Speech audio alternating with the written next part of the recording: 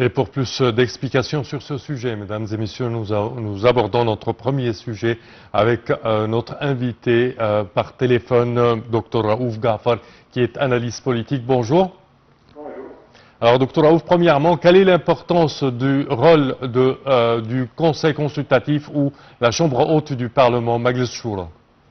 Bon, c'est une chambre consultative, comme vous avez dit, qui révise les législations, oui, et qui ça existe partout dans les pays démocrates, donc ça fait partie du processus démocratique, et ça aide justement la Chambre des députés, Majlis al-Umma, à prendre les décisions, une seconde opinion, pour que les législations soient d'une façon ou d'une autre complètes.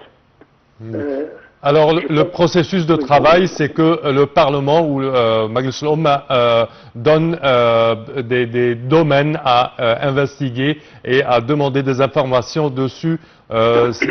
Et ensuite, la haute chambre du Parlement répond avec les détails? C'est ça, une sorte de, disons, seconde opinion, c'est-à-dire les choses sont discutées dans la Chambre des députés, et puis on envoie ça au Sénat pour donner son opinion, s'il a des remarques, etc. Et puis ça retourne pour que ça soit complètement agréé par la Chambre des députés. De point de vue économie, quel est, je dirais, le poids stratégique de cette instance, je dirais, qui aide le Conseil législatif à faire son travail?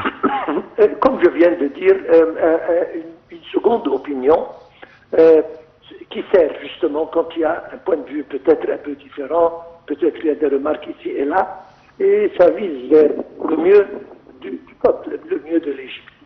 Donc c'est un processus important, un processus, disons, positif, qui vise non seulement sur le plan politique, économique, mais encore sur le plan politique et autres. Espérons que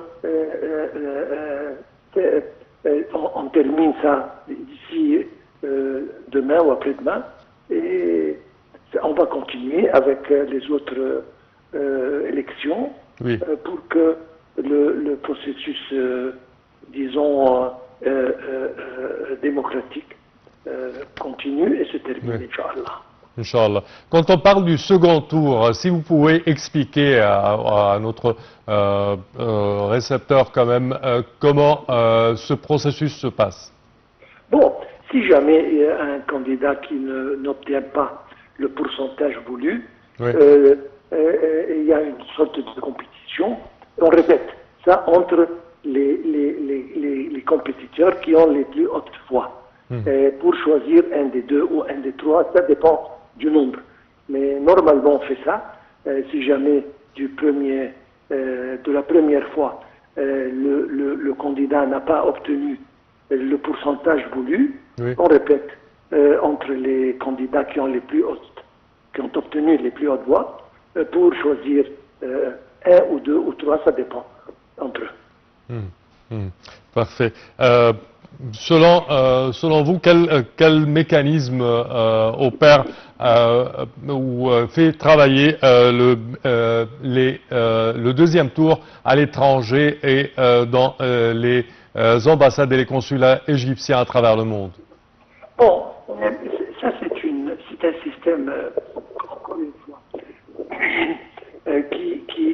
qui se pratique partout au monde. On commence par nos expats qui vivent à l'extérieur, dans les différentes ambassades et consulats. Ils donnent leur voix. Et ça s'ajoute aux élections qui prendront lieu en Égypte, et pour obtenir le résultat final de ces élections. Selon vous, le Conseil consultatif, une fois formé, il aura plein de grands sujets à débattre. Quels sont les grands traits pour le futur proche du travail de ce Conseil consultatif? Il revise, comme je viens de dire, les législations. Nous avons vu dernièrement, je pense avec le nouveau deux chambres, il y aura beaucoup de législations à discuter. Oui. Il y a beaucoup de législations qui doivent être révisées. À mon opinion, je pense que l'économie doit jouir d'une grande partie de ces législations qui visent vers la simplification des différents pas pour les investisseurs, pour l'environnement de l'investissement en Égypte d'un côté. Je pense qu'il y aura des législations à propos de l'énergie propre, etc. Et beaucoup de choses à discuter certainement sur le plan politique, vu les défis qui nous entourent de tous les côtés. Parfait. Docteur Raouf Gaffar, je tiens à vous remercier énormément de vos explications. Merci à vous. À présent, chers téléspectateurs, une petite pause.